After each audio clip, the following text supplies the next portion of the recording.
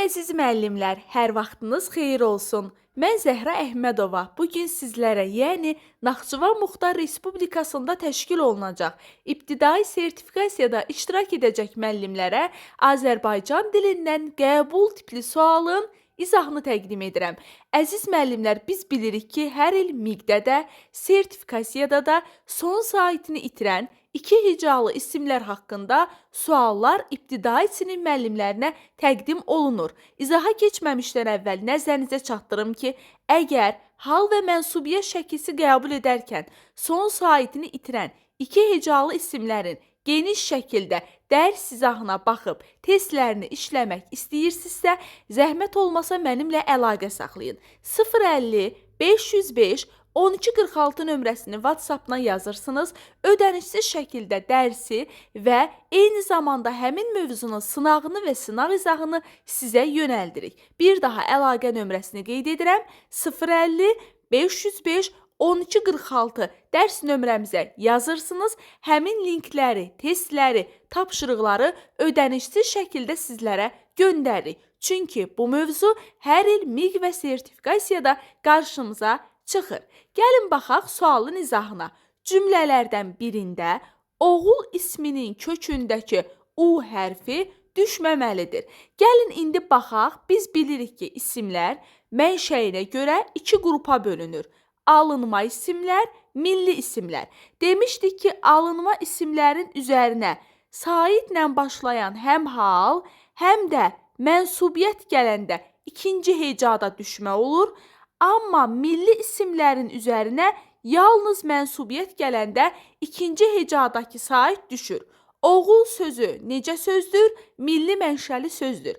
Qeyd edim ki, əgər iki hecalı alınma və milli isimləri fərqləndirməkdə çətinlik çəkirsinizsə, həmin o mövzu izahıma baxaraq daha rahat yolla yadda saxlayacaqsınız. Oğul sözü necə sözdür? Milli sözdür. Qeyd etdik ki, milli mənşəli sözün də üzərinə yalnız mənsubiyyət gələndə düşmə olur. İndi gəlin baxaq. Oğlum universitetdə oxuyur. Mənim oğlum. Burada nə var? Mənsubiyyət var. Oğul sözünün üzərinə mənsubiyyət şəkilsi artırıldığına görə ikinci hecadakı U hərfinin düşməyi düzgündür. A variantı düzgün cavabdır. Çünki bizə deyir, düşməməlidir. Burada yəni düşməyi düzgündür. A-nı çıxırıq. Oğlun yaman dəcəldir. Sənin oğlun, öz oğlun. Buradakı nə olacaq? Mənsubiyyət olacaq. Mənsubiyyət olduğuna görə düşmə olmalıdır. Bu da gedəcək. Oğlumuz şükür, ağıllanıbdır. Bizim oğlumuz, öz oğlumuz deyə bilirik, mənsubiyyətdir. Burada düşmə olmağı düzgündür. C də gedəcək. Onun oğlu bu il məktəbi qurtarır. Onun oğlu, bax burada mənsubiyyət var. Mənsubiyyət olduğuna görə ikinci hecadakı U düşdü. Bu da doğrudur. Yerdə qalır D variantı.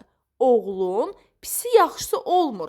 Burada oğlun sözü nədir? Yəlik haldadır.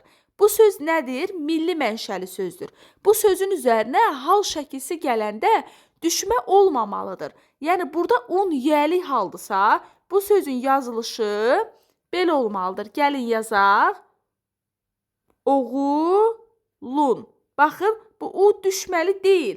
Çünki bu millidir. Millinin üzərinə hal şəkilsi gələndə ikinci hecada düşmə olmur.